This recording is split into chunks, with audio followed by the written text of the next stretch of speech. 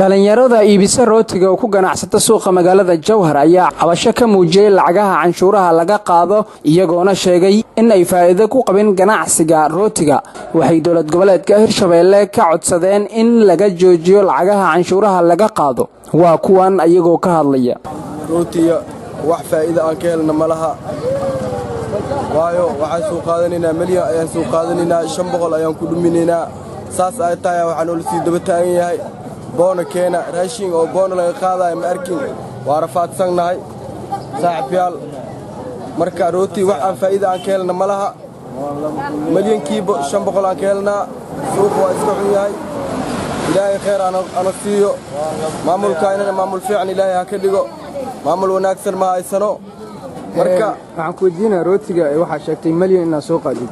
milyanka soo qaadid maalintii ma ku wada gadnaa maalintii ma wada gadmo aniga saas oo 500 oo dhuminayo 500 ne ka helayo awliis ICC wada gadmina 400 amal isoo heliya 100 kun faa'iido leh ka helaa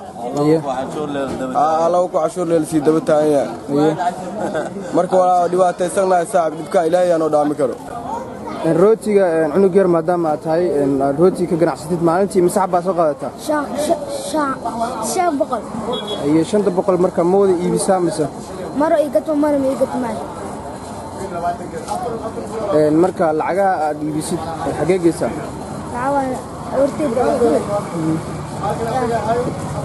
awrtayda geeyay 300 masdaay gadama lama man afar marka maalin walba ma soo qaadaa maalin bas ma bir kasta saqaaray cabashooyinka ka soo yeeraya xoogsatada ku nool magaalada Jowhar ayaa ah kuwa isdaba joog ah iyagoona u sababeeyay canshuuraha laga qaado in ay yihiin kuwa saa'id ah oo aan sharci ahayn. Maxamed Yaasiin Mahdi Maxamed Qalfa, Juba Shabeelle News, Jowhar.